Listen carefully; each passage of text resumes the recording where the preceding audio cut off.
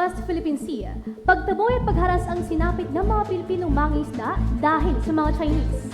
Sa likod ng mga pangyayari, ano kaya ang solusyon ng gobyerno sa kaganapang ito? Pilipinas, ako si Rod Guarino. Ngayong bagyang daw, Aurora. Ngayon ay Huwebes, March 19, 2026. Ando Malanta, konektado sa balita dito lang sa Campus Connect. Oras na para talakayin ang mga konektadong balita. PCG at PFAR nagbigay tulong sa mangingisdang Pinoy laban sa pagharas ng CCG. Marcoleta, inalam ang katotohanan tungkol sa pagdiskubre ng Calayan Islands. At Adyong, magkakamag-anak sa politika?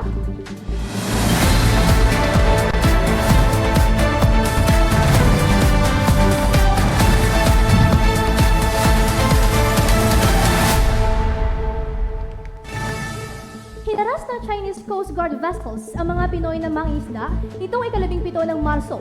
Kung paano kumonekta sa live report ni Nicole Mateo. Nicole, ano nga ang sinagawa ng mga CCG sa mga mangingisda? Nagpakita sila ng mga rigged hull table boats na magpapaalis ng mga Pinoy mga mangingisda upang mapagpatuloy ang aktibidad nila kaugnay sa karapatan nilang mangingisda sa Bayo de Masinloc. Matapos ang pangyayari, agad-agad kumilos ang PCG at BFAR upang masigurado ang kaligtasan ng bawat Pinoy na mangingisda. Kahit may mga pagsusubok na nagmula sa mga CCG, ang mga PCG ay dedikado upang matugnan ang sovereignty ng bansa. And Nicole, sa iyong sinabi, paano ito nasolusyonan ng mga PCG at BFAR?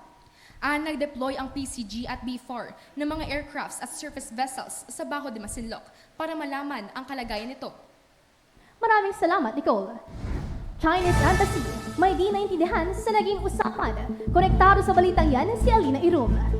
Pagtangkang ipakita ng PCR ang liham bilang patunay na pagbibigay ng Pilipinas ng karapatan sa Scarborough. Nagkaroon pala ng hindi pagkakaintindihan sa pagitan ng China at Philippines. Samantala, sinagot naman ni Gumo na ang sinasabi nitong temporary initiative ay provocate at confrontational. Kwinestyon ni Marcoleta sa Kongreso kung sino ang tunay na nakadiskubre sa Calayan Island.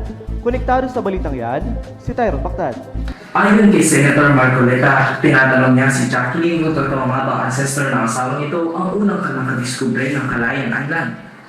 Senator Lacson made reference to his being the one who discovered the what? Calayan Island Group? Calayan Island Group. Please. Nalaman ni Marcoleta na hindi totoo ang sinasabi ni Jacqueline na ang ancestor ng kanyang asawa ang unang nakadiskubre ng Calayan Island dahil may nauna pang nakakuha ng notice of claim noong 1993. Susunod, magkakaanak sa politika. Yan ang ating tutukan sa pagbabalik ng Campus Connect. Dahil sa progreso ng teknolohiya, kumukupas ang boses ng masa.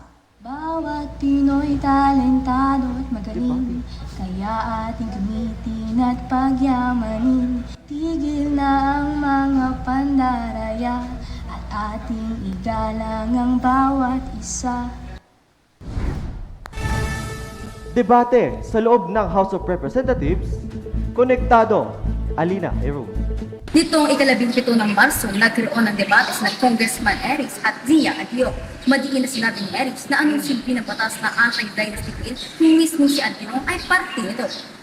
Bakit pa po kayo nagpanukala ng ganitong batas kung ang inyo palang prinsipyo ay pabayaan na lang kung sino yung iboto ng tao siyang manalo kahit magkakapatid, magkakamag-anak, magpipinsan, mag-asawa, mag-ama.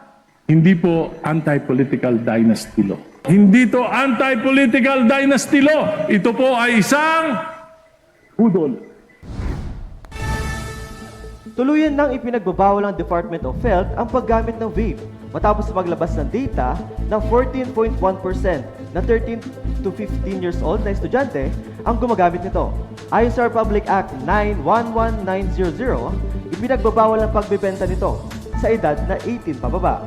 Paalala lang na ang vape at sigarilyo ay parehong may masamang epekto sa ating kalusugan. Yan ang mga tampok na balita sa oras na ito. Mula sa pagsilang ng bawat henerasyon hanggang sa pagkamit ng ating tagumpay, may babaeng nariyan upang tayo'y gabayan. Mga kakampus, naway ating igalang ang mga kababaihan sa puso at isipan. sa lahat ng babae. Tulad mo, and Happy National Women's Month. Muli,